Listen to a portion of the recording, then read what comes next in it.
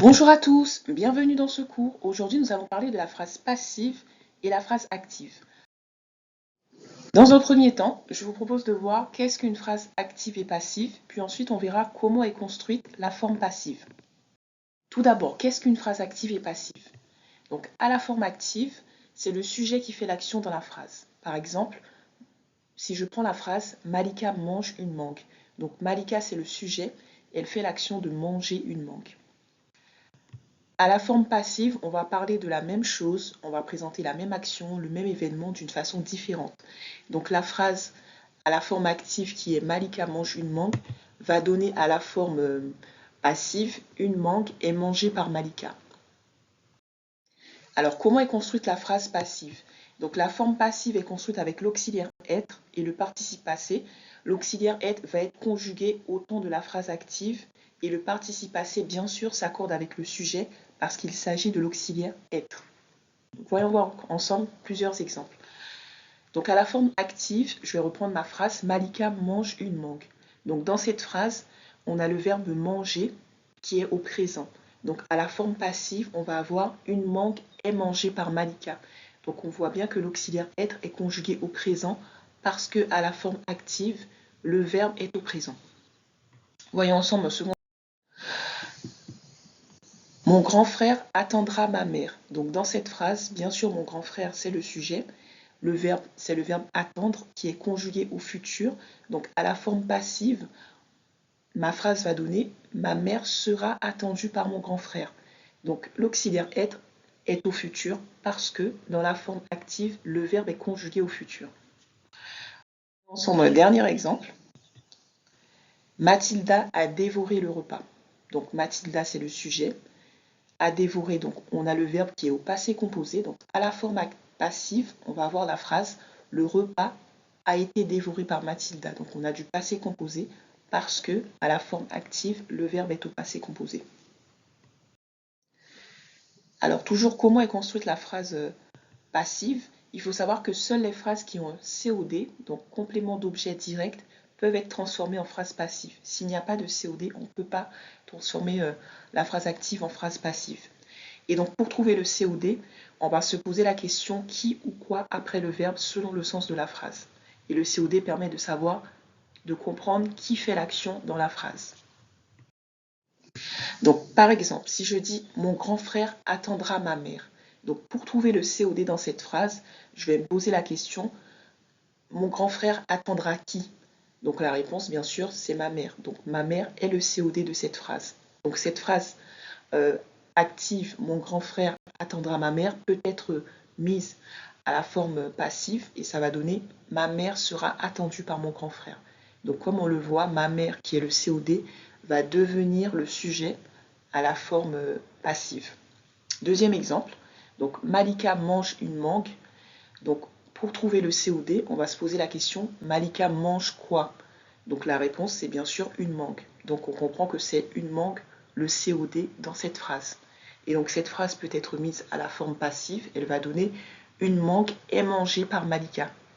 Bien sûr, une mangue qui était le COD à la forme active va devenir le sujet à la forme passive.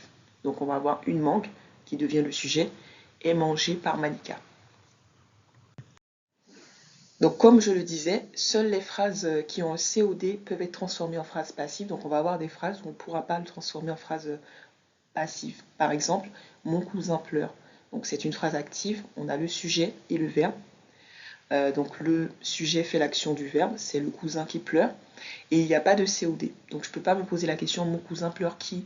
Mon cousin pleure quoi? J'ai pas de suite, donc cette phrase ne peut pas être mise à la forme passive. Alors, je te propose un exercice pour mettre en application ce qu'on vient de voir. Transforme ces phrases actives en phrases passives. Tu peux à présent mettre la vidéo sur pause, prendre 12 minutes ou plus si tu en as besoin, et transformer ces phrases actives en phrases passives. Bon courage à toi et à tout de suite. Nous revenons pour la correction. Alors, il fallait transformer des phrases actives en phrases passives. Donc la première phrase était « Mon frère roule un vélo ». Donc cette phrase à la forme passive va donner « Un vélo est roulé par mon frère ». Donc Dans la phrase active, roule, le verbe rouler est au présent. Donc dans la forme passive, on va avoir l'auxiliaire être qui est conjugué au présent. Donc ça va donner un vélo est roulé par mon frère. Et pareil également, dans la phrase active, on peut se poser la question, est-ce qu'il y a un COD? Bien sûr, il y a un COD, c'est pour ça qu'on peut passer cette phrase sous la forme active. Deuxième phrase, le facteur déposera la lettre mercredi. Donc ça, c'est la forme active. Cette phrase va donner sous la forme passive, la lettre sera déposée par le facteur mercredi. Donc bien sûr, dans la forme active, le verbe est au futur. Donc c'est pour ça que dans la forme passive, on va avoir l'auxiliaire être au futur, ce qui va donner la lettre sera déposée. Et pareil aussi, on peut se demander dans la forme active, est-ce qu'il y a un COD? Donc pour trouver le COD, je vais poser la question, le facteur déposera quoi? Il déposera la lettre. Donc du coup, la lettre, c'est le COD de la forme active. Donc la phrase peut être passée sous forme passive. Et comme on sait, le COD devient le sujet dans la forme passive. Donc c'est pour ça qu'on aura la lettre sera déposée par le facteur. Troisième phrase, papa conduisait sa voiture. Donc la forme active va donner sa voiture était conduite par papa. Donc toujours pareil, le temps est respecté. Quatrième phrase, la famille apportera des chaises. Donc aussi, on peut se demander est-ce qu'il y a un COD dans cette phrase? Donc je vais me poser la question, la famille apportera quoi? Donc la réponse, ça va être des chaises. Donc cette phrase peut être passée sous forme passive. Et du coup, des chaises va devenir le sujet de la phrase passive. Donc ce qui va donner des chaises seront apportées par la famille. Et également, dans la phrase active, le verbe est conjugué au futur. La famille apportera. Donc c'est pour ça qu'à la forme active, je vais avoir des chaises seront apportées. Seront pour le futur. Cinquième phrase, Lucie cuisine. Donc là, je peux me poser la question, est-ce que j'ai un COD dans cette phrase? Non, parce que du coup, si je me pose la question, Lucie cuisine quoi? J'ai pas de réponse. Lucie cuisine qui? Non, ça c'est pas possible. Donc dans tous les cas, il n'y a pas de COD dans cette phrase, donc je ne peux pas passer cette phrase à la forme passive. Sixième exemple, nous avons chanté le nouveau chant. Donc on peut se poser la question, nous avons chanté quoi?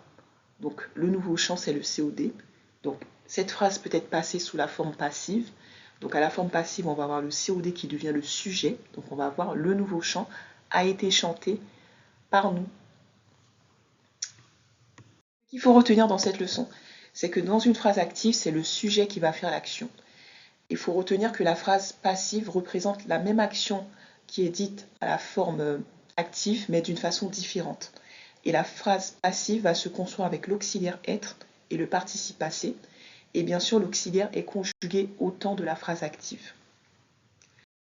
Bravo à toi, tu as maintenant révisé la phrase passive et active. Je te souhaite bon courage pour la suite de tes révisions et à bientôt dans une nouvelle vidéo.